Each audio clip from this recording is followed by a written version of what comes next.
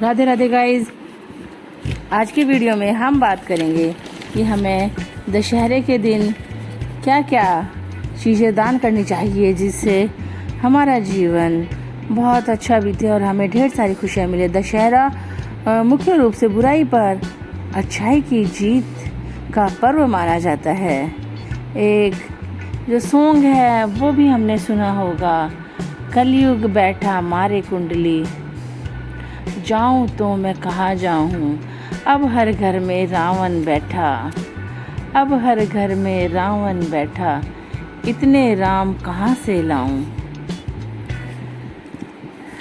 ये कलयुग चल रहा है, इसमें हर किसी की प्रवृत्ति रावण जैसी ही होती जा रही है।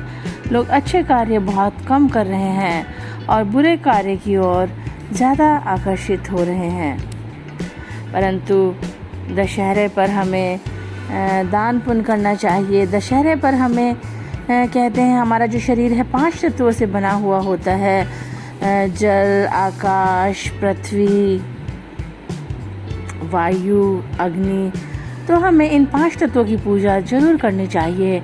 दशहरे वाले दिन हमें जल का जो कलश होता है उसकी स्थापना करनी चाहिए। कलश में हमें हल्दी की गांठ, सुपारी, एक सिक्का, थोड़े चावल आदि डालने चाहिए और कलश के ऊपर हमें थोड़ा सा अनाज रखना चाहिए, नारियल स्थापित करना चाहिए। फिर हमें उस कलश की पूजा करनी चाहिए शुभ मुहूर्त में। और हमें जो कलश का जल होता है वह चारों तरफ पूरे घर में छिड़कना चाहिए। बहुत ही शुद्ध होता है यह जल। और दशहरे के दिन तो जल तत्व की पूजा करना बहुत ही श्रेष्ठ माना जाता है। दशहरे के दिन हमें आकाश तत्व की भी पूजा करनी चाहिए।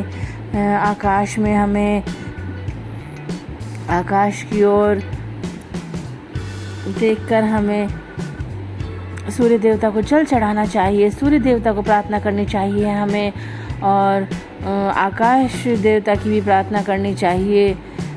हाथ जोड़कर विनती करनी चाहिए कि सूर्य देवता हमारे जो समस्त कष्ट दुख हैं उनका नाश कीजिए। इस दिन हमें हवन कराना चाहिए। हवन का बहुत विशेष महत्व होता है।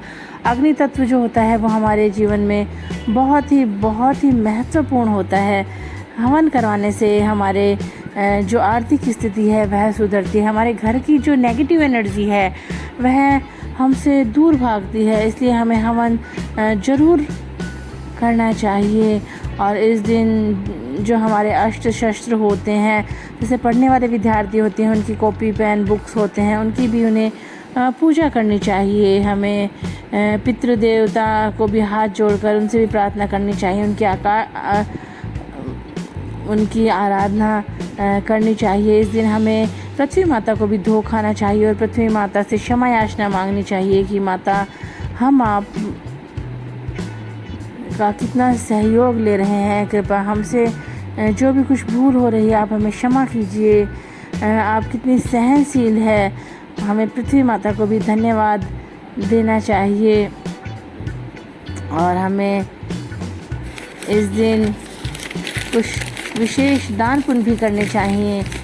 जैसे हमें इस दिन गरीबों को दान करना चाहिए। जैसे कोई भी हमें ज़रूरतमंद लगे उसको हमें दान देना चाहिए। हमें लग रहा है किसी बच्चे के पास कपड़े नहीं हैं, किसी के पास पहनने के लिए चप्पल नहीं, उनको ही दान देना चाहिए। कई व्यक्ति क्या करते हैं, वो दान मांगते रहते हैं, उनके पास सब कुछ होता है, उन्हें हमें दान नहीं देना चाहिए। हमें ज़रूरतमंद योग्य व्यक्ति को ही दान देना चाहिए। इस दिन हम भंडारा कर सकते हैं। बहुत ही अच्छा होता है भंडारा करना।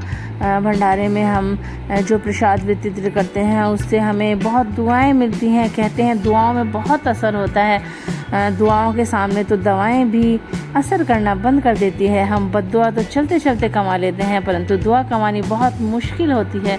हमें भंडारा करना चाहिए। मंदिर में या हमारे घर पर भंडारा कर सकते हैं। हमें गरीब लोगों को भोजन खिलाना चाहिए। और जो भंडारा होता है उसका प्रसाद जो होता है हमें स्वयं भी ग्रहण करना चाहिए। भंडारे का प्रसाद ग्रहण करने से बहुत ही कहते हैं अच्छा रहता है, शुभ माना जाता है। इससे हमारे कष्ट दूर होते हैं। दशहरे के दिन हमें मांसाहार का सेवन बिल्कुल नहीं करना चाहिए। कहते हैं क्रिया के विपरीत ही प्रतिक्रिया होता है। जैसा हम कर्म करते हैं वैसा ही हमें फल मिलता है।